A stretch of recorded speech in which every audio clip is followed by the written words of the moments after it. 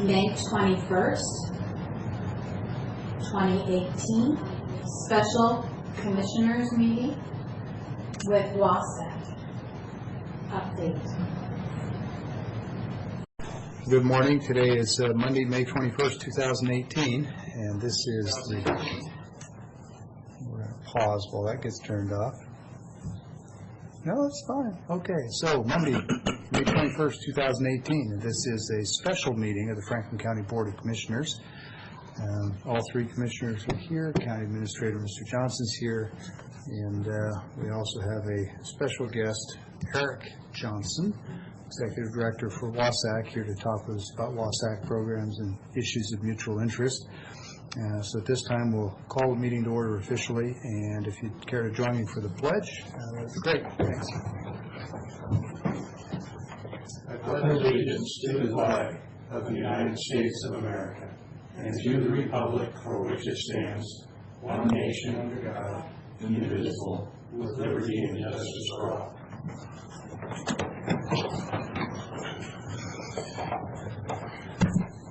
Okay. So I think originally we were hoping that a few of the other folks from WASAC were going to be able to make it, and for those of you who might be looking at the agenda, I understand that other commitments prevented them from attending, but certainly Mr. Johnson is more than capable of carrying the message for today. We've already covered introductions, and Eric, I'm going to assume that all these items that have other people's names, you're just going to lead the way. Fill in for those, yeah. Thank you. Well, WASAC update is next. Over to you, please. Well, great. Thank you, Chair. I appreciate it. Again, I'm Eric Johnson with the Association of Counties, and really appreciate the chance to be here with you all. Mondays and Tuesdays are great days generally to do courthouse briefings for the county that we're going to. They generally are not as good for our officers because they are oftentimes trying to maintain their own quorums back in their own counties. And so I apologize for that. Commissioner Hutzel had hoped to be here, but had a conflict arise as well. So the big piece that I wanted to be able to cover today with you all is the status update associated with the approach that the association has undertook in relationship to an integrated approach to advocacy, communication, and ultimately legal activities. Originally started with the concept of just litigation, but I think as many of you know that there are a lot more things that go into legal activities than just litigation, and we'll cover that. I think that has really been in the last year a maturation. I know Commissioner Peck, you were able to sit in on one of the work group meetings, I think in Olympia. We've had a number of meetings, and the Board of Directors was able to take action in conjunction with the Legislative Steering Committee on a direction that I'll cover here about 2 weeks ago.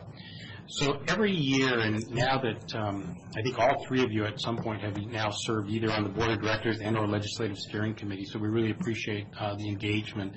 But for about the last 10 years, every May, the Board and or the Legislative Steering Committee has been meeting kind of in a retreat planning scenario. And over the past several years, they've kind of had this little motto, which is the Einstein definition of insanity is doing the same thing over and over and expecting different results. And so I think the members began to say, you know, we can continue to just do our traditional advocacy and expect different results, but that's likely not to change. And so they made an initial investment in partnership on a voluntary assessment on communication about 2 years ago, and some of you recall we actually did editorial board meetings around the state of Washington. We actually did one here in the Tri-Cities area, and universally we did a dozen of them, and universally we had positive results from the media, which basically said, state, you need to start paying attention to the fiscal health of county government, and that the manner in which county government is funded long-term is unsustainable. And so we appreciated that, but it really didn't move the legislature in any major direction. We asked for a change in the property tax cap to inflation plus population growth. We want a cap. We respect there needs to be a cap. We want a more logical cap, in part because county government is far more dependent on property tax than either the state and or local government or cities. The state now, because they've shifted McCleary into it, funding for property tax and the local levy swap, they recognized that and removed a cap on their portion of the property tax growth associated with it, because they knew they couldn't fund this whole new K-12 education system with a 1% cap in growth. If only our cost drivers only increase to 1%. They don't. We are generally 75% oriented in staff in our current expense fund. To cap labor, retirement, and healthcare benefits at 1% is very, very challenging, as you all well know. So we asked for flexibility, we asked for a new revenue authority, we asked for reforms. We need to start not doing things. That if you want us to live within our means, that means there might be certain functions that we no longer should statutorily do. We've talked about the Growth Management Act as being a classic example of a very major cost driver, that the state used to provide us grants to be able to do this. We're in the third biennium with no grants to perform the Growth Management Act, except the statute doesn't change. We still have the obligation to be able to do that. So we started looking at a whole series of reforms to change some of those shalls to mays. We asked to change binding interest arbitration. We asked to change the manner in which we do public notices, to be able to utilize our own websites. We asked for a series of changes to be able to reform the way we do business to help us drive our costs down, all of which, as you can imagine, did not endear us to a number of folks. So we increased our communications, and our members, started talking about other bold actions. They began to talk about what we call the civil disobedience model, where we just might bind together as a group of counties to say, we're not going to do this. If you were to talk to your risk manager about we're not going to do this, we expose ourselves to third-party lawsuits, which is probably not the ideal thing. And then most of our members said, listen, I took an oath of office, and I'm going to obligate myself to that. And so they couldn't quite get themselves collectively to do civil disobedience, yet let alone agree on what civil disobedience to be able to do. I just had this image of a bunch of county commissioners sitting in a circle, and the gun into their backs in the middle, all zip tied together. Yeah, sitting in the Capitol. Yeah. I think some people would describe that as a good start. Yeah, that's exactly right. So they began to talk about litigation. They watched two cases in particular, the True Blood case on dealing with mental health issues where the courts ruled against the state of Washington for not fulfilling their duties, and obviously McCleary. And so we then ended up with the ballot Dropbox bill a year ago, and that was kind of the one that really fired our members up, which I believe was just a clear violation of the unfunded mandate statute, which was very clear, that says if you require the local jurisdictions to either do a new and or expanded service, it has to come with additional resources to be able to do that. It was a $1.2 million cost across 39 counties, not a huge cost. But if you're Okanagan County with 16 new drop boxes and a 450-mile round trip to collect those, and on election night having to have 16 election workers at that drop box at 8 p.m. to lock it up, 32 if you're going to actually collect, if you have to have 2 people there as well, that's a major hit to those jurisdictions. So that became kind of the lightning rod a year ago for our members to say, we're going to do something different. And so they directed the board, the officers in the board, to prepare a plan for funding the initiation of a litigation communication program a little more assertively. So when that started, we created what we called our SLAC, our Strategic Litigation and Communication Work Group. I know, Commissioner Peck, you were able to sit in on at least one of those, maybe a couple of those, where we had a group of members from the association, along with members from Waco. We had a county treasurer there. We had a county auditor there. We had representatives of the Prosecuting Attorneys Association, which we think are integral to having this discussion because of the relationship between litigation and counties, and wanting to respect the true segregation, that we would never represent a single county. We would be representing the association. And yet, at the same time, we need their minds. We need their understanding of what we would be able to pursue in terms of a potential litigation strategy.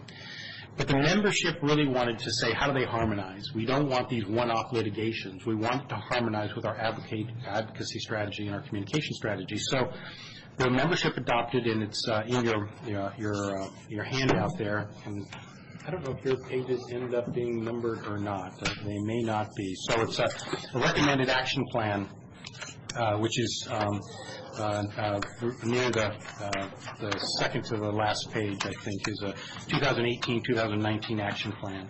And that document really reflects the direction from the Board of Directors and the Legislative Steering Committee, where we will make a major push this legislative session, as we did last session, to seek funding for indigent defense. We believe that this is the state's constitutional duty to fund indigent defense. It's $300 million a biennium that the 39 counties pay for indigent defense. I suspect you're a county that's in excess of $1 million, I suspect. I don't know for sure what it is, but that would be a pretty typical county of 80,000 people of what indigent defense costs. It's a cost that has grown 60% since 2008, and felony caseload has not dramatically risen during that same period of time. This is all because of caseload standards established by the Washington State Supreme Court that have driven our costs 60% over that period of time. We have coined the phrase, and I'm not technically sure it's data-drivenly accurate, but justice by geography. It matters where you are, depending on the justice that you might get. And I will give you the example when the Washington State Senate was arguing the repeal of the death penalty. They were arguing it based on the lack of uniformity to the way that counties that ultimately are responsible to pay for justice can't do it equally. And when you have a uniformity clause in the state constitution, that's a problem. And I think folks are starting to recognize that depending on where you live, there could be justice by geography. We had a prosecutor for the first time publicly say they did not charge the death penalty because of the county's inability to pay for it. So justice by geography, I don't think is entirely off the mark. It's a little removed. What we're really saying, and this is more a question than a statement, is the counties are so property tax driven that market value of property and density, which are reflected in geography, are really the drivers. So that's what we're saying. Yeah, ultimately, it's similar to the next one dealing with public health, is your health indicators are driven by your zip code. And that's oftentimes driven by many of the same things you're just talking about, which is, income, property tax values, a number of those types of pieces. But I don't think the geography thing is improper. I just want to point out that you're absolutely right, and I think it's data-driven. I think to the extent that somebody might want to trot out examples that clearly show that it's not geography-driven, we've been in our position. Just a thought. King County dropped 1,700 misdemeanors this year. Just dropped them, flat out. There's not many counties that drop that type of caseload just flat out. And so Alvin County may or may not be able to afford them, set against the number of actual cases, set against the nature and severity of cases that we see. A real mixed bag of data. So we will have data indicators to support the justice by geography. It's more of a anecdotal saying in some regards. I think it's fine. I just kind of want to dig in for a minute to make sure that I have a clear picture. Yeah. The second one we will be working on is to support the foundational public health services. This is, again, a transitional mode for us.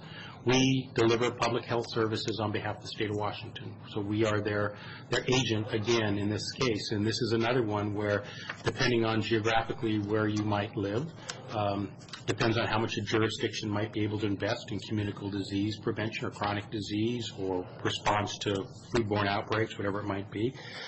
This is another one where it's a clear indicator that it's not uniform across the state of Washington. Some jurisdictions have greater capacity to fund these than others.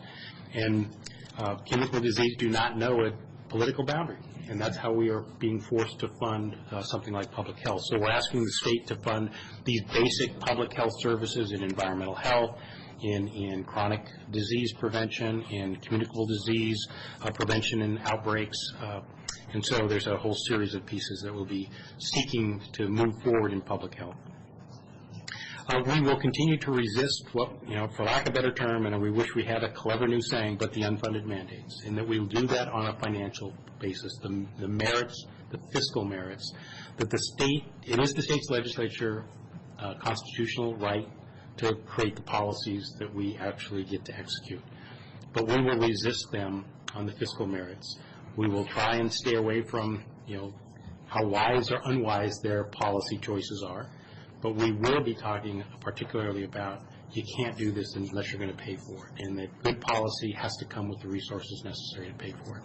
Well, maybe I can insert a question here. This probably goes to the appetite individual counties have for pushback. But when you get an unfunded mandate, under the Constitution, it's pretty clear that if it truly is an unfunded mandate, and we can point to it, and it's an expansion or an addition, we've got legal grounds for saying, we're not going to do it. So what about the notion of a litmus county, or maybe we don't want to get into singular county activity? I just wondering if we didn't pick a great case in a great county and just support that and just say, no, it's not going to do it. Send a letter to the governor. In our last LSC meeting, when the governor was in talking to us, and I was pointing out that we've got counties where, at 3 a.m. somebody breaks into your house and starts shooting, call an ambulance, and you may or may not get one, but you're going to get a deputy because they don't have the funds to staff you 24/7.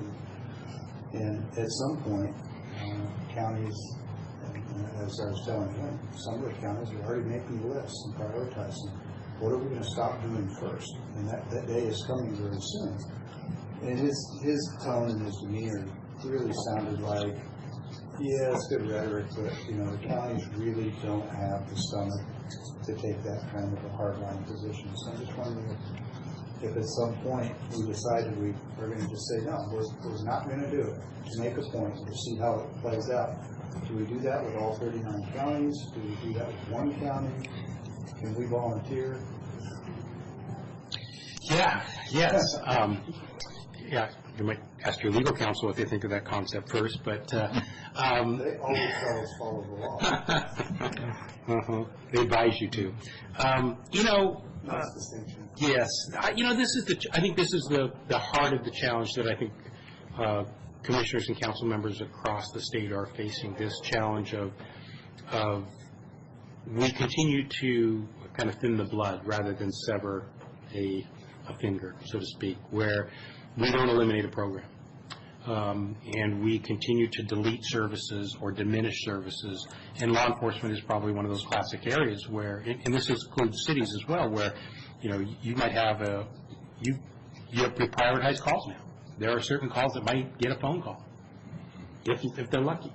The neighbor's barking dog is annoying you, but it's probably not something we're going to respond to when we're prioritizing domestic violence. Whereas when we had maybe less calls and more officers, we made that run out there. And so we've diminished that. And so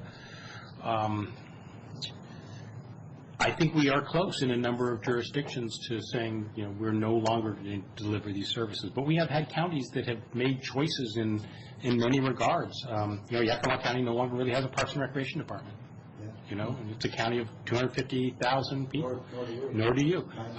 We have counties that have completely divested themselves of the entire county fair, completely to a nonprofit organization. They don't put any county money anymore into it. So, there's, just incrementally some of those, quote, things that, if we gave our public the choice, would you rather have the assessor's office or the county Parks and Recreation Department? We can probably tell you where they would want to make that investment. It's not a good choice, but the public sometimes doesn't fully grasp the constitutional and statutory duties that are core to government that we deliver, and there's nothing real exciting about those except they are the foundational principles of the criminal and civil justice system, the law enforcement, the public health, and the underpinnings of conducting elections, assessing property, collecting property taxes. They are the underpinnings that support just not county government, but all of government. And so I think we're close, I think, in many jurisdictions to being able to do that. When minimum wage hit, we had a certain county that it affected 20% of their workforce, not just at minimum wage, but because compression when they had to move certain salaries up.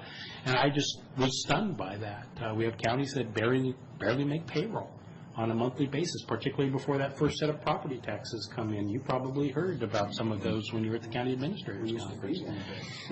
Have to be one of those. And so I think we're close. It gets back to that civil disobedience concept. And it's really what has driven the litigation component, which is, will we begin to either, as an association, represent the counties? Will we coordinate counties? Will we have one county take the lead and we will intervene on behalf of 38 other counties? That's kind of where I was going, is how do we structure this, and how do we pick a really good, solid case? I think it's all legally defensible, frankly. But picking one that has the right cachet with the public and will get the right media attention is critical, because that's leverage for the issue. Yeah, you're spot on. I mean, this is that harmonization then with communication, because indigent defense will not probably be that really exciting public one, and yet it's a huge cost to county government. So we might be Stop funding divorce cases. Okay, that'll get them, I right? thought we had inject some emotion. Yeah. You want people who are energized, that'll do it. Yeah. Just kidding. Yeah, no, so 50%, if you look at, this is kind of this ongoing piece is, we're really trying to mirror with communication, because we think there has to be this message where the citizens have to realize that it's not that the legislature is failing county government, they're failing the citizens of the state and the services that we deliver to them. Right. I will argue right now that, the legislature, and we've had conversation with both the governor's office and Secretary of State's office right now, is you need to sit down and tell us, how do you want us to collect ballots? A year ago, you told us to put in 250 new ballot drop boxes, and now you're going to do prepaid postage. Prepaid postage for 2 elections. Well, what's going to happen in the other 2 elections? Are you going to expect those of us that pay for those election costs to then absorb the other 2? Are we going back to the days where we had we were at the polls with about 15% of the people coming to polls and 85% returning permanent absentee? And so we're going to run 2 dual collection systems again, which was the very reason we got away from that.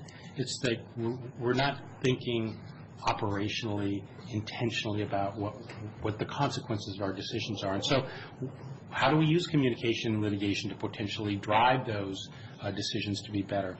And so we've talked about amicus brief. That's been our typical way that we have been engaged in this issue. But that's a very reactive mode. And typically, we do amicus briefs because counties are getting sued. It's not counties that are suing, it's counties getting sued. We're in the defensive mode. Yeah, it's not friend of the court at this point, it's friend of the people. Yeah, and so we're trying to flip this, and this is very hard for us dealing with some civil deputies and elected prosecuting attorneys who are used to defending us. They're not used to being the plaintiff, the litigant. And so, having this mixture of getting us to think of causes of action is going to be a new mindset for It us. should be easy for us here in Franklin County, given that we have Superior Court judges suing elected officials. So, if we can stop that, why can't we sue the legislature, right? That's exactly right. Seems like an easy transition for me. Yeah, okay. I like it.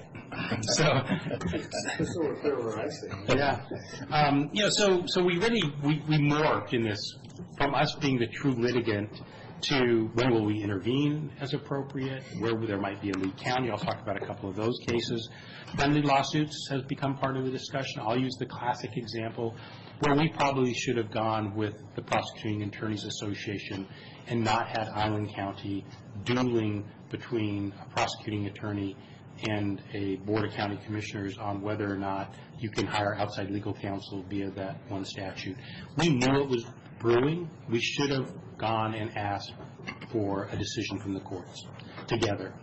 We needed clarification on it, and we should have done it before it got into just an emotional wrangle. So that would be an example. Coordinate litigation amongst counties. That might be another element where there might be certain counties that want to do that. We'll coordinate associated with them. And so clearly we're working kind of towards also understanding where is it going to be more appropriate where we target AG opinions. Where is that appropriate or not appropriate? And we do it occasionally where we see a county do it. Would we be more intentional about doing it? We try to get the question of our Superior Court judges suing the clerk into the courts, and the AG wouldn't support that. They wouldn't take on representation on either side. So we got into this back and forth, and we ended up suggesting, and I guess we're still waiting to hear, that the judges withdraw their suit, and the AG gives an opinion. So it's a very intentional process of putting the AG in that. Yeah. And so where do we use that? Where do we use that and make the state pay for some of this? And it's just an opinion. We understand that. But it generally holds, to a higher standard as well. So we're really working through those. So the board at this point has identified three issue areas that are listed on your materials here about what we would potentially proceed under litigation.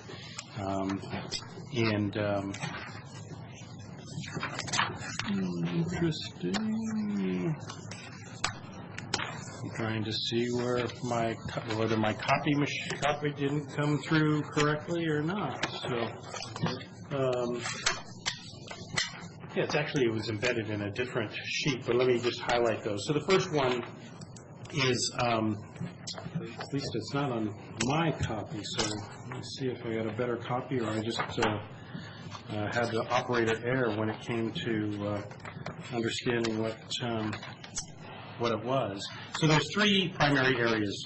The first is what we talked about, which was indigent defense, is asking for resources in 2019 legislative session, but begin to do all of the legal framework that if the legislature does not provide resources in 2019, we set the stage for legal action in late 2019 or 2020.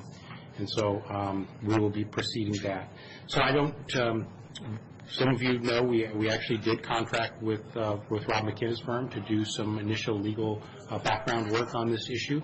And so we do believe that there is a constitutional framework. The constitutional framework is a lot higher standard. It's a lot higher bar than just arguing that they didn't fulfill a statutory obligation. So we will be providing for that foundational work. We are going to either intervene or coordinate. We don't know yet. I don't think we'll be the plaintiff. But we're starting to work on the ballot drop box. The unfunded mandate is that we've had 8 counties that have put claims in. All 8 counties have been denied. So these are counties that actually have installed or have incurred costs. They put those claims in and were denied those costs. And so this was a big shift for us, where we were going to initially seek an injunction, and there were counties who were concerned that it looked like we were against particularly rural voting, because most of these ballot drop boxes are going into rural Washington. And so folks were concerned about the appearances. It would look like we would lose the unfunded mandate component of this. And so now that we have counties that have explored resources, we would likely see a lead county, likely Snohomish County, that will sue because they were the first one to put the claim in. They have the resources and civil deputies to be able to do that. And then we will either coordinate the others, or we will intervene on behalf of the other 38 counties into the case. So that's one area that the board has authorized us to proceed. And so our legal committee will start to work associated with that. The second one is an interesting one from a variety of areas, and this is the constitutionality of the bill that passed us last year for Spokane County, making them become a 5-member district-only commission, Board of County Commissioners. The Constitution requires a uniform form of county government. For the legislature to create a uniform system of county government, that is the 3-member commission. You have the uniform system here in Franklin County. In 1948, the Constitution was amended to allow for charters to occur, where you can have the citizens then set freeholders and elect freeholders and find a way to have a different form of county government. That's the option it creates. There is Key is locally derived. Locally derived. 2 years ago, the citizens of Spokane rejected becoming a 5-member commission. And so we believe that the legislature has stepped beyond what their constitutional authority is to drive a single county to look different than either through the constitutional or the uniform, the charter process or the uniform process. We also want to see where the courts are at on uniformity. Uniformity is a significant issue. It was the basis for McCleary in many regards, was uniformity. And so uniformity oftentimes in county has meant structure, but we think there is more to it than just structure. And so we're beginning to test a little bit of the bounds around uniformity. The Constitution does allow the legislature to create classes of counties, but they did not create a class of county here. They were clearly targeting Spokane County because every other county is a charter county above 400,000 people. So they clearly went after Spokane County. And on the floor speeches, it was about Spokane County. So we'll test the uniformity component. We probably will see Spokane County. We probably will intervene on behalf of 38 counties. I don't think we will be the plaintiff. Spokane County is going to likely sue, and then we will intervene on behalf of the other 38 counties. And the reason it's important is that means that legislature could pick up county by counties and making them look different. They don't like decisions you make as a board. They might not believe you have the type of representation that your board should have. There was just pure politics associated with whether or not one party could get a member of the Board of County Commissioners because of the district-wide elections, where they think if you have district elections, you could probably get multiple parties on that board. Are charters inherently district-only voting? Or is it a mix? They primarily are district-only votings. Yeah, they primarily are. The King, Pierce, Snohomish, Whatcom are district-only.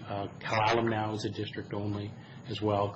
Clark has 4 district-only and a chair elected at large. So there's a hybrid there, too. Yeah, primarily they are district-only. So in reading the newly signed, what we just generically call a Voting Rights Act, it appears to me, my reading of it, just my opinion, is that it was drafted for the purposes of moving counties, which are the last vestige of county-wide election, non-district, moving us to district only, and that if we are on the ball and ahead of the game, we'll get in front of it and we'll craft those consistent with the law to suit our county, because we know our culture and our demographics and our geography better than anybody else. And if we don't, others are going to do that for us, and we opted not to take action. And I think we're about to see others do that for us. It'll be interesting to see how it plays into this broader discussion of the legislature and what forms are allowed, because they'll push us to specific interest parties will push us to district-only voting, no question. But and really, talking like this is a statement, really I'm looking for your insight. I wonder if it also opens the door for them, for those specific special interest parties to try and do what the legislature did with Spokane, which is to go into the courts and try and craft yet another permutation.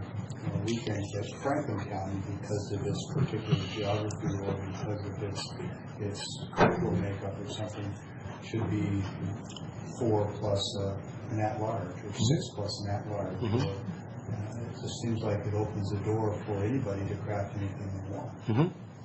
And we firmly believe that that's what the framers of our Constitution did not want. Well, that's right, and that's what I read between the lines of the Voting Rights Act. We actually, and we can provide you a documentation for we hired Hugh Spitzer. I don't know if you know Hugh Spitzer. Hugh Spitzer is a constitutional law expert here in the state. To point out the conflict between the Voting Rights Act and our constitutionality, which is a uniform system of county government, that if you go that route, independently of a county charter process, you're violating the state constitution. And you then probably subject, from another point of view, a constitutional lawsuit, because the Voting Rights Act is simply a statute. And can that statute preempt the constitutionality? And so so Hugh's, obviously it's one lawyer's opinion, but it's a constitutional perspective. And so we pointed that out repeatedly during the Voting Rights Act to segregate counties out of, probably the wrong term to use, to pull counties out of that terminology, so that the citizens have a right now under the charter form of government to find a mechanism to, if they want to go to district-only elections, to go to district-only elections. The U.S. Supreme Court in the Tucson case actually ruled in favor of our hybrid system, which is you're nominated by district, elected at large, that was constitutional. There was a different level of argument around whether or not one person, one vote, and whether a primary and a general concluded a single election or not, but they concluded it was constitutional. So I would just say that it's something that we're certainly watching and monitoring. And you're absolutely on. I think it's one of the reasons that we would intervene. We firmly believe that the last thing that we want is the legislature to start creating county by county the type of form of structure of government that they want, because that just that is made up for mischief. It's really difficult to have a one-size-fits-all. Mm-hmm. Breaking down, like say, county by county, it's just And yet the charter process, we have 7 counties that have gone through the charter, and they are all different. They are all different in terms of, we've had 2 counties that retain their 3 members. locally derived. But it's locally derived. We have a county in Clallam that elects their community development director. God bless them.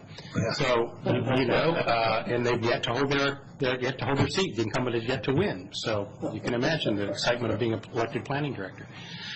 So, I mean, that's the beauty of it, though, is that it's locally driven. Yeah. We have. It's time for us to look at charters. Yeah. There you go. Lewis has got one on the ballot this year. Lewis. Yep. The citizens gathered, and they're electing freeholders. I can imagine we'd have a pretty colorful selection of applicants. Yep. Cowlitz was close to doing it. Jefferson did it not too long ago. Yakima. They almost always get rejected before they. Almost always get rejected. They're virtually always perceived or orchestrated as part-time commissioner positions, right? They're no longer full-time positions. You generally have an odd number, 5 or something. Like a city council or something. Generally, the most recent one was Clark. They went to part-time. But do most of them go to the equivalent of a strong mayor, or do they tend to go to the weak mayor? The most recent ones, there's 4 that have an elected county executive. So, and that's King, Pierce, Snohomish, and Whatcom. The other 3, by charter, require the appointment of a county administrator, by charter, county manager, Clallam, San Juan, and Clark. Appointment. Yep. And that's really the full-time county executive. That is the full-time county executive. And they have generally strong charters with a bifurcation of responsibilities.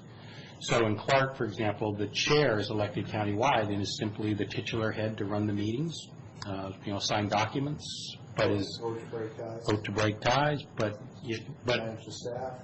That's just the county council staff. Really?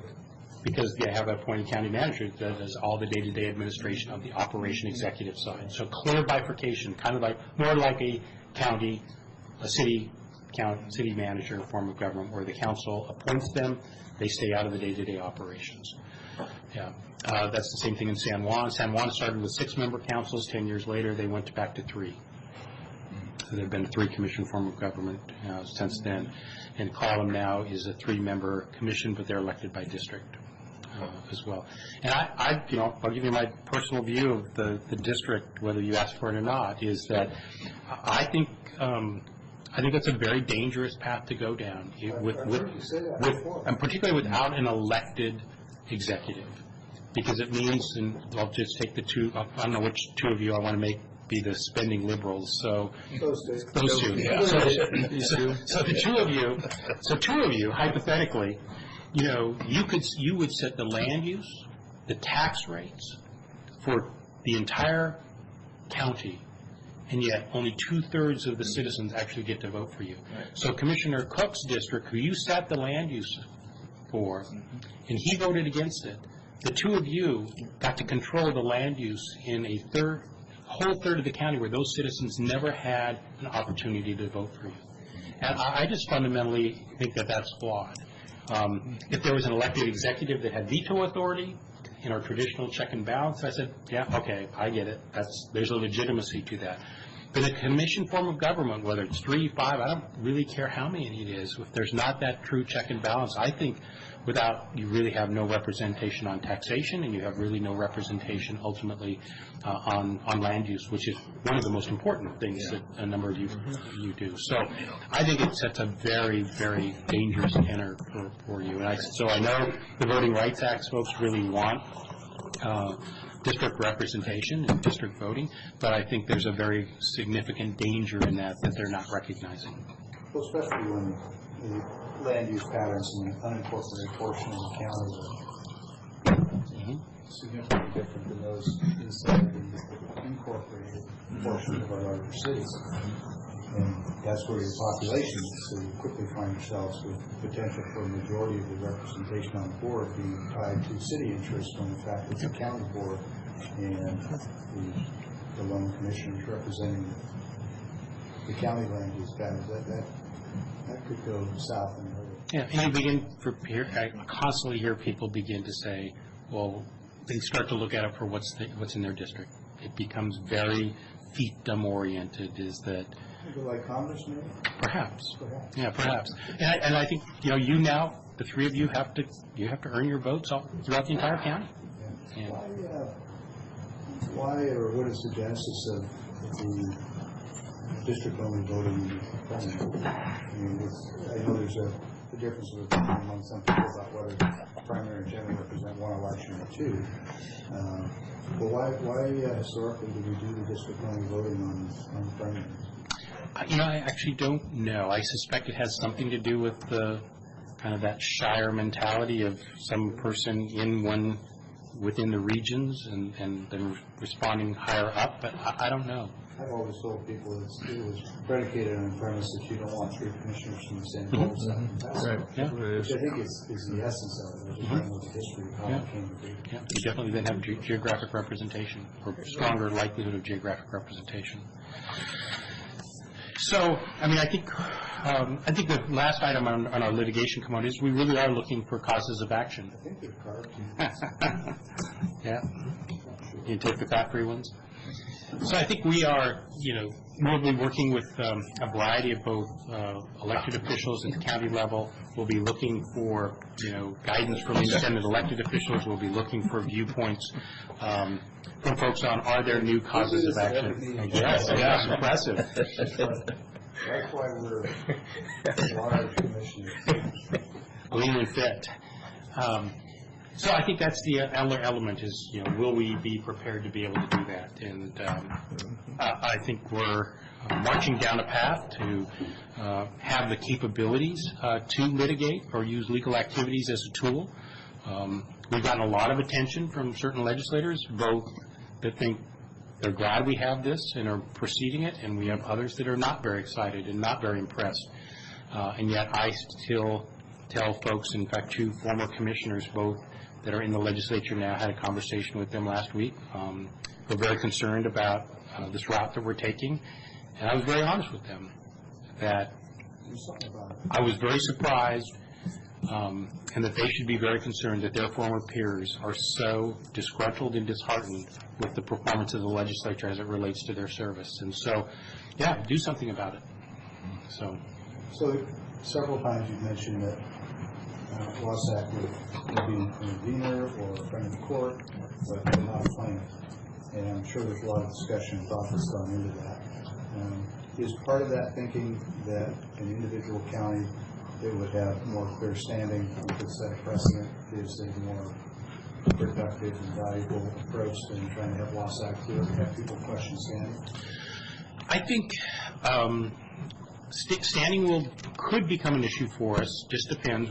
There's enough good case law around association standing. We've been doing that side of the work as well. So I think we just believe that that it's a good mixture of kind of having the county first that's most impacted potentially, or as impacted being first, and then us coming behind. There is some discussion, around, if you look at the McCleary,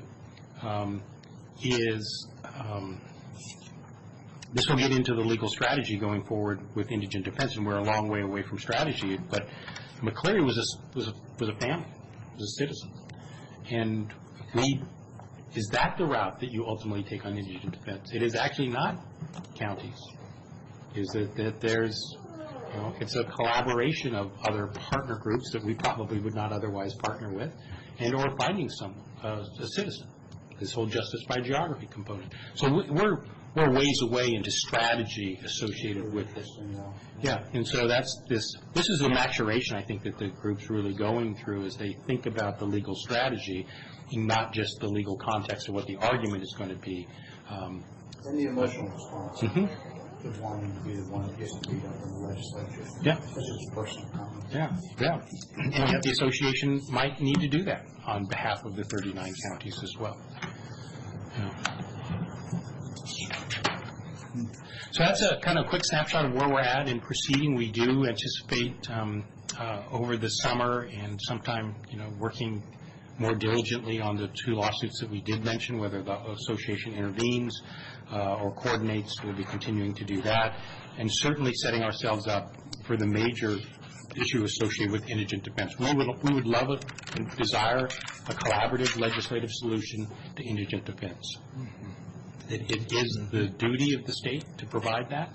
The U.S. Supreme Court has said, states, you need to provide this. We rank, depending on what number you look at, between 44th and 49th in state shared revenues to indigent defense across the 50 states. We have, like I said, $300 million. We get about 4% reimbursement from the state on indigent defense right now. So it's not a significant amount. 26 states provide 100% of indigent defense. So have anybody had a chance to look at the filings yet, what it might look like in representation next session? In the legislature?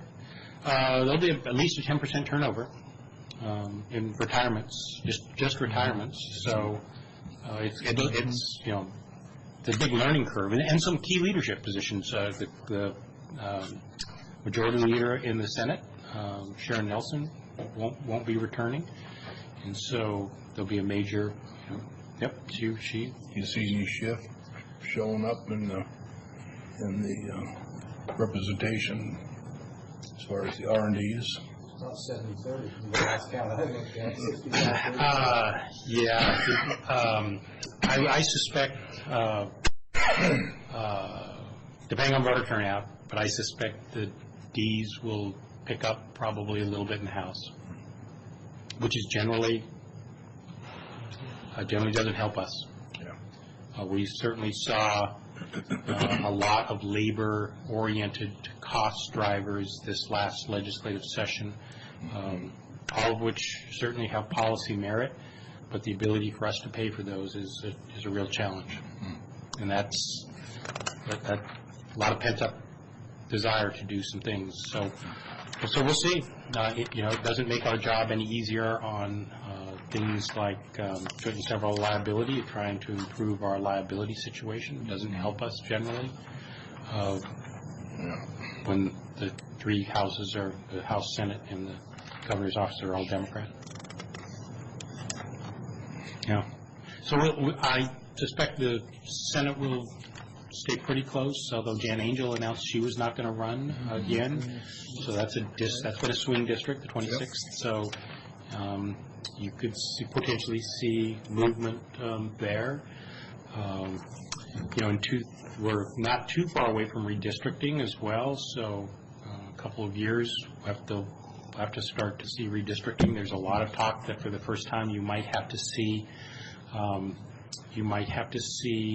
a kind of a western border legislative district start creeping east. So you might see some similar to the 8th congressional district. Piercing of the Cascade Curtain. Piercing of the Cascade Curtain, because the population growth is, in that Puget Sound trough in particular, that, they've got to push somewhere. So you could potentially see something unique. I don't know what that will look like yet, but, we're clearly a few years away from that, but that's good. They can only come east.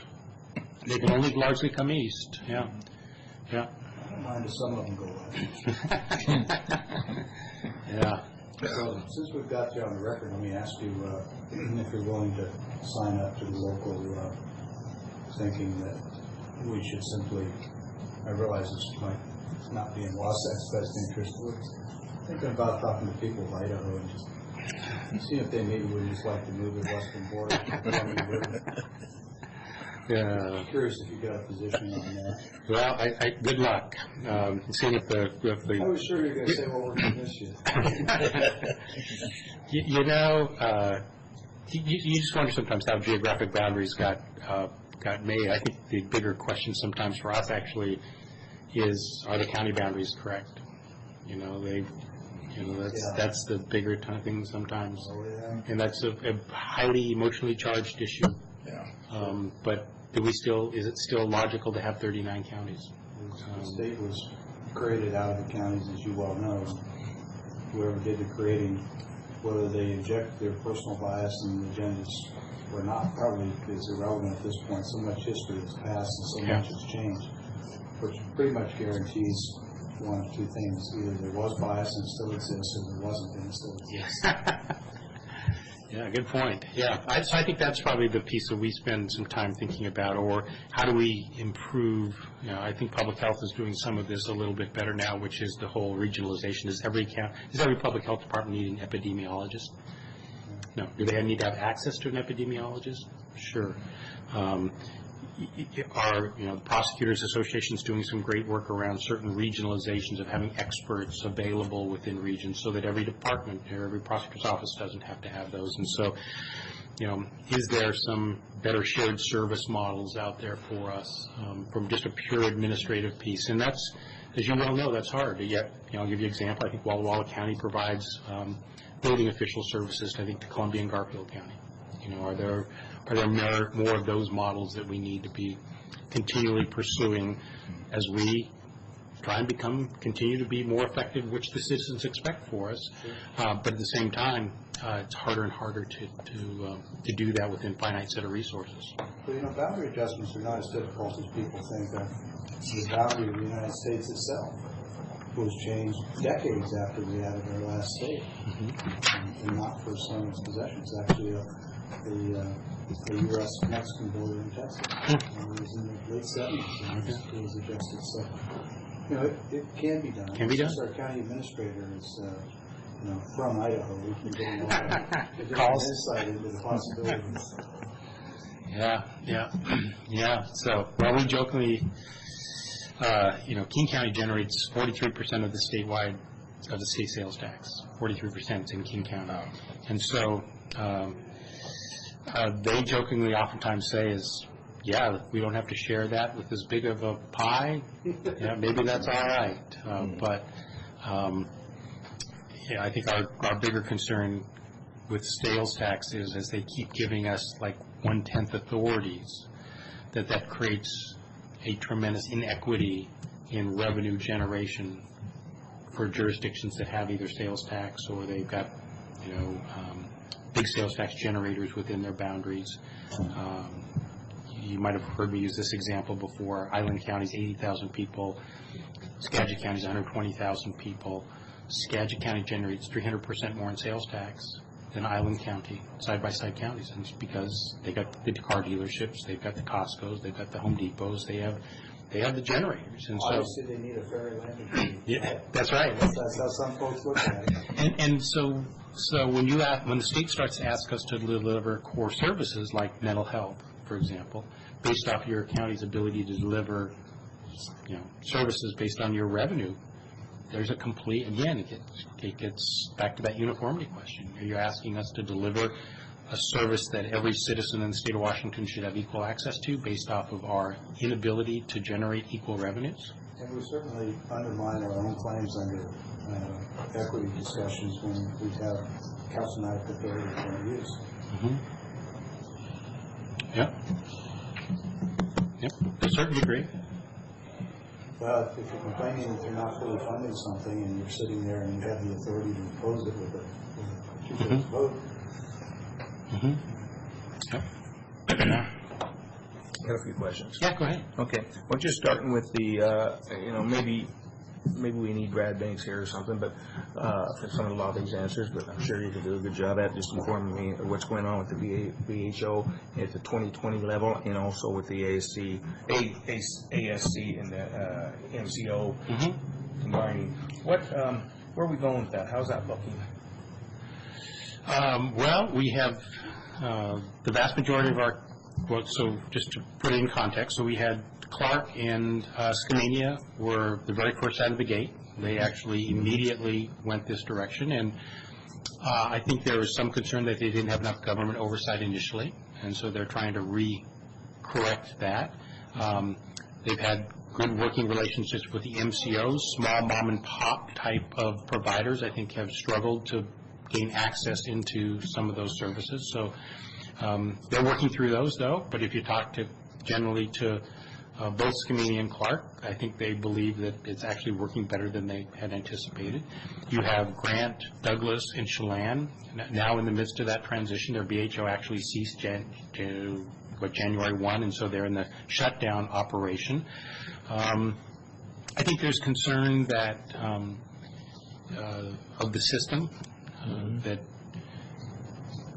is being driven by Medicaid, Medicare eligible client base, and so what happens with the crisis system, what happens with those not eligible, what happens to the gaps, what happens to the relationship to the criminal justice system. So I mean, there's a lot of unknowns in that.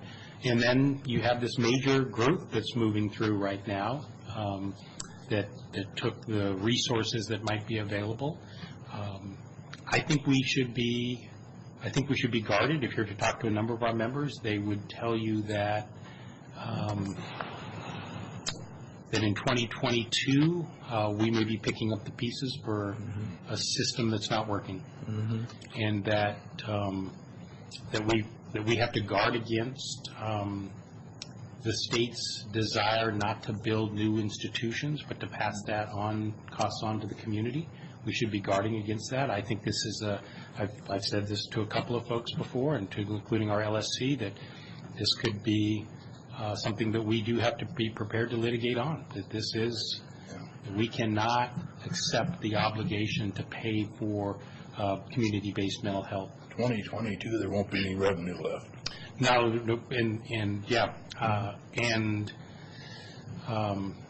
The state will wash their hands of it by that time. Yeah, I think that's the big fear. They will have built these facilities, say that's our obligation. Yeah. Now you got to operate them. Yeah. And the MCOs will take a set of those beds that they can get insurance off of, or the Medicaid, Medicare reimbursement rates off of.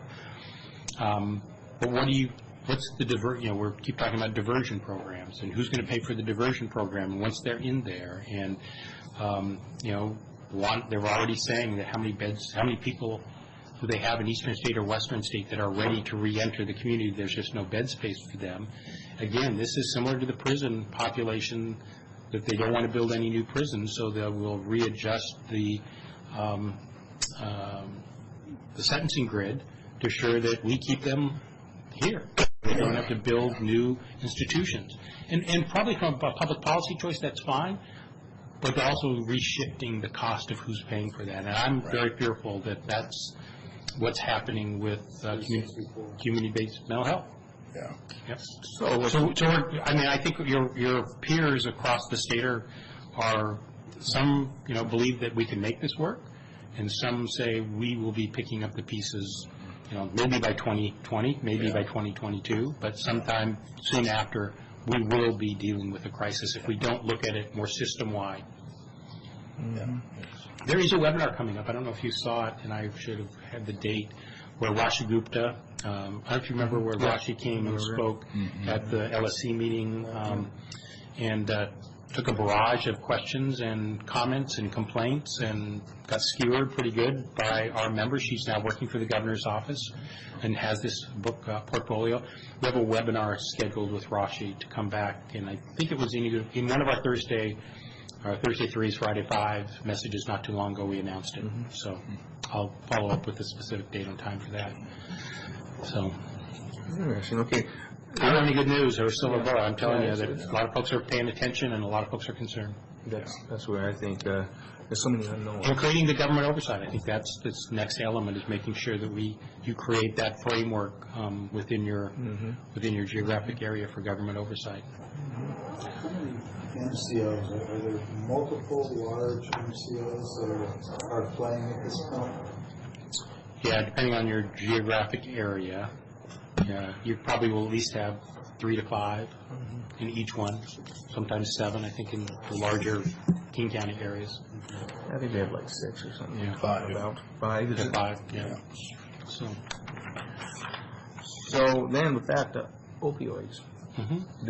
You mentioned a little bit about mental illness, a little bit about public health, and really nothing about the opioid. It sounds like the federal government is delivering a lot of money for this opioid addiction. And it usually goes through the state. You see how that's working now. It's probably just not even set up yet to know where and what we're getting, but that particular money comes to us. We can use that for probably anything with substance abuse. Yeah, some will be targeted at treatment, some will be targeted at intervention, some will be targeted at, the diversion type programs rather than entering the incarceration, but being diverted to treatment programs. Yeah. So if we have this BHO and ASC and MCO and all this other development, where's that going to fit in? It's going to fit in with probably the ASO or SC and just, which is ASO? Let me look at my notes here and make sure I'm not repeating. ASO. Is it going to fit in there in that project there to where they're going to be doing the work? And if the state takes it, is that what you're saying? We're not going to have any discrimination, what's going on there, and the state's going to do it and then hand it over to us? Well, you're in the gray area. You're asking all the right questions that the groups that are kind of in the midst of doing that, which is, what happens to an opioid-dependent individual who either enters the court system, and is there diversion programs available, and what happens to bed space? We're building community-based beds. Are they Medicaid eligible? Are they Medicare eligible? If they're not, then who's going to pay for their treatment? If you don't have the 1/10 of 1%, if you've never passed that, you don't have a local set of funds where a number of our counties have those resources available to support drug treatment programs associated with drug court, for example, or intervention programs or prevention programs. So that is this kind of, let's say no man's zone, for lack of a better term, where we're trying to figure out, as well as what happens with the crisis system. When we have counties they pick someone up, they really don't want to take them to jail, but there's no alternative to take them. And that's that same similar situation where the MCO is not going to care for them because they're not Medicaid or Medicare eligible. There's another wrinkle that ties into that I don't think many people are seeing, which is some of these providers under the ASO umbrella are private or not-for-profit owned medical facilities, and they can and do get sold. And when they do, the new folks coming in typically are not looking to reduce their bottom line, right? They're looking for cost savings and efficiencies. And one of the dynamics that has a pretty well-established history is not paying for itself is on the mental health side, because it's intensive, it's long-term, it's expensive, providers are in short supply, and so on and so forth. We've got that exact situation brewing in this county with the hospital that is associated with our crisis care. And it's been sold. We're just working out the numbers now. So the new owner comes in and decides, this really isn't a very profitable segment of what we're doing. There's nothing that stops them from pulling up stakes on that program, and then what?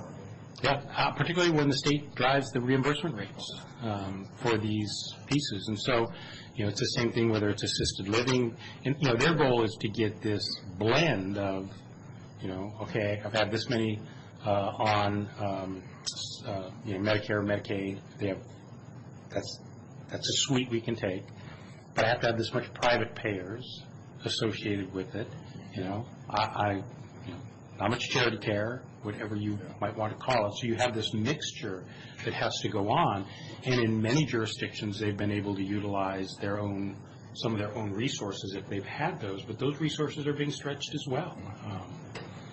And most of those comes from the 1/10 of 1%. And we remind people, we've had I think we're 26 counties, and 39 have passed that, the 1/10 of 1%. But it's almost 80% or 85% of the available dollars. So the vast majority of counties that have passed those are the ones that ultimately would generate a fair amount of money. So I suspect if you had it, you would be in probably $1 million a year. I don't know what a 1/10 of 1% gets you, but Maybe a little over 4 in the Bi-County. We've had a couple of proposals over the year that we look at in the Bi-County to build a crisis response triage facility, so law enforcement can triage and send them where they need to go. It's never gotten much traction. We've tied it to a advisory vote for the local transit authority, which is 6/10.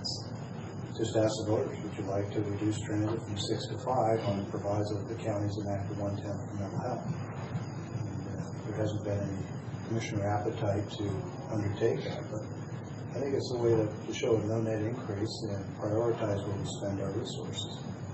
yeah. But we still have not voted. Yeah. So we certainly believe that, Commissioner Miller, that our members are certainly spending a lot of time on this issue. I think some people think they can make it work. I think if, Clark and Skamania are on the indication is that, it can work. But we're early. I know that Mark Wall was very upset at first. At first, I think, he ultimately, they ultimately put in place kind of this government superstructure oversight that even though they didn't really have authority to do it, they did it. And now, new statute, new availabilities to kind of have some of that oversight, to have at least a check and a balance associated with it. But it's a very complicated area, without a doubt. Yeah. Other questions for me? I shared with you the 2018 legislative session year-end report is available for you to take a look at as well. Commissioner Peck, thank you very much for making the trek at least every other week during legislative session. I was there every time. Yep, I appreciate it immensely. And for engaging with us going forward. We'll be getting ready for the 2019 legislative session as well. It is the biennial budget year, so the legislature will have in front of it the ability to spend. They have the largest, almost $40 billion, the largest state budget in history. There's a front sheet, this is even pre-McCleary.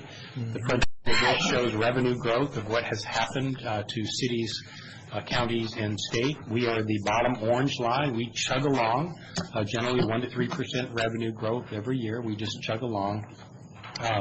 We certainly had the decline like everyone else in the 2009 to 2011. And you can see what happens with the state growth. This does not include the levy shift, which was really another significant set of resources into the state budget. So you have a pretty good sense of why we believe that if the state's going to require us to do new things, they certainly have the revenue capacity to pay for their policies more so than what we do. And that's kind of that unfunded mandate. Yes, legislature, if you want ballot drop boxes, that's your choice. But you also, clearly, via the data, you've got the resources to pay for those choices as well. So, obviously, for the legislature to change their behavior, there's going to have to be some motivation to do that. They haven't shown any motivation. We know how hard it is to get the legislature in a majority to take action on anything. That's why we go over and communicate. I won't say lobby, but we share our points of view and try and persuade and control and everything else. Just kind of makes you wonder what it is that makes us think that the legislature is going to stop the unfunded mandate training, how much it takes just to get their attention on relatively routine matters. Well, we're optimistic, and unfortunately, we're losing Terry Neely here. Terry Neely was probably the lead in the House Republicans on this issue for us. Tonneson in the House Democrats was kind of the lead in the House Democrats, where at one point we estimated in the ledger, if you recall, we had this ledger going on where these were the programs that were going to cost us new money, these were the programs that were going to save us or reduce our costs or generate revenue. But at one time that ledger was almost $45 million in new costs to county government. It dropped to about $15 million, not far enough. But it was because of those champions standing up in caucuses and saying, we can't do this to local government, whether that's on an L&I and making PTSD a presumptuous disease, whether that's in expanding our joint and several liability, whether that was, whether it's retirement costs, you pick your I remember piece. the list. It was long. It was long. And so it was them standing up and saying, listen, we can't do this to local government. And we'll continue to find those champions that have the ability to stand up in caucus to be able to say that. We have turnover coming up. We have folks that don't believe our story, that we've got to be able to demonstrate that. We have folks that, the legislature is this interesting creature where they segregate policy from the fiscal committees. And you don't have the luxury at the county level to segregate the policies from fiscal. You're going to adopt it, you also recognize you've got to pay for it. The legislature policy committees, they say, well, that's up to the fiscal committee. We just don't have that luxury. And so we've been actually talking more with leadership around trying to allow our House and Senate local government committees to be more meaningful, because they deal with, I don't want to diminish what they deal with, but it's not the issues that are most pressing to county government in particular, which is how do we pay for the services we are statutory and constitutionally required to pay for. And when you add new costs onto that, that just means that you have to squeeze somewhere else. So I don't know. Yeah. I wish I had a silver bullet, but it's. Is it realistic to think that we could ever get to a majority that would adopt our concern? I just tell you, I don't think it is. You win a few folks over every session, you lose a few, you gain a few, but I see us treading water for a long time. These people that feel this way now, I don't think they've changed their stripes or their view. Maybe they're a little bit more outspoken than they have been in the past, but the notion of getting to a tipping point where we could get enough people, enough legislators to support it doesn't seem viable. And the other extreme seems to be litigation. And frankly, I'm not seeing a whole lot in between that looks like it has a good ROI, return on investment. Yeah, I don't disagree with you. I think that's the litigation component which brought our members to this. They believe if we can find those constitutional causes of action that would generate revenue, $300 million to counties frees up a lot of current expense for a period of years. If we could literally, over a 10-year period, see $30 million coming into to the counties to pay for indigent defense, could be a nice 10-year solution. But it's not a long-term solution around fiscal sustainability because we're still property tax dependent with a 1% cap. Over time, that is just going to once again erode our long-term viability. There's Representative Springer on the D caucus was another one who would routinely stand up for us, and a leader in that caucus. So if we can continue to find caucus leaders that can stand up and at least minimize the impact, I think that's our best hope, our best choice. So, On the legislative side. yeah, sort of last thought on this topic.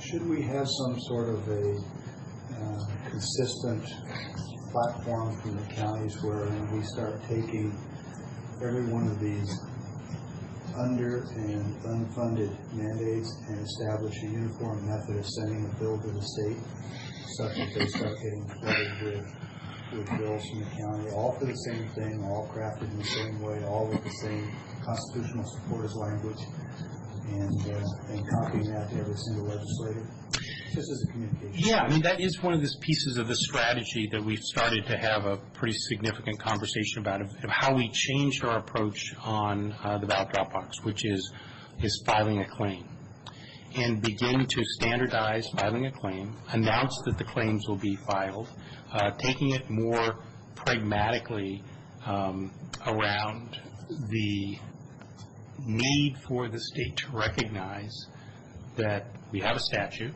you're not fulfilling your obligation. If you're not going to hold yourself accountable to the statute, we're going to ask the court to hold you accountable to the statute. Now, they can play a lot of games with statutes, and I think we recognize that. But there's a communication strategy associated with that that would actually mirror the potential then for a litigation strategy, and hopefully a collaborative solution legislatively, which is ultimately, I think, what our members are after, is that we don't spend litigation dollars. Well, that's kind of where I'm going. There's a difference between the communication and the claim. The consent of the claim, it has an edge to it. It has sort of the tone of a threat that this becomes a legal basis if you don't pay this, as opposed to an informational communications effort that maybe is in parallel with claims. I don't know. But if legislators started on a regular basis getting bills for this is the amount that our counties had to spend on this mandated function that you're supposed to fund that you're not. Unless the perception is that the legislators are fully aware of these programs and these numbers and just aren't opting to take action on it. This repetition of message is reaching audiences that maybe we think we've reached, but maybe we haven't. We really haven't pulled back to that. It's making a recurring presence without doing it and threatening about it. We can still do all the rest of it. Just a thought. Yeah. Well, those are good thoughts. I think we've been talking about Profiling, raising the profile of Yeah. the issue even more. Other questions? Appreciate you coming Other over. county issues that we should be apprised of as well? There. Yes, the legislature is not funding most of the stuff that makes it do. Yeah, there's the quote. Yeah. The good news is we have a strong and effective WASAC organization that we appreciate very much. And that experience to you're making the trek this way, which I know an awful lot of folks trek to the west. Yes. It's nice when somebody comes this way, and I'll just put in a pitch now for next time WASAC is having an assembly or assemblage of some kind. Don't forget Franklin County, right here in the banks of beautiful Columbia. Welcome your tax dollars. The High Columbia River right now, I see. Yeah. Isn't it? A lot of water coming through there. Yeah. Okay, anything else for us before we wrap up? We've got a couple of folks in the audience who have been sitting through the whole meeting. Jennifer Johnson from our prosecutor's office is actually returning. Carly Nate next to her is our HR director. I would be remiss if I didn't at least offer you the opportunity to throw questions at Mr. Johnson here. Yeah. I think we should sue the legislature. Some cash. That's why we love it. All right, well, if there's no other comments or questions, anybody else, anything? All Karen? right, well, thanks very much for making the trip over, and we'll stand adjourned until next time you come visit us. Where are you off to now, Larry? What's that? No, I meant with your presence. Yeah.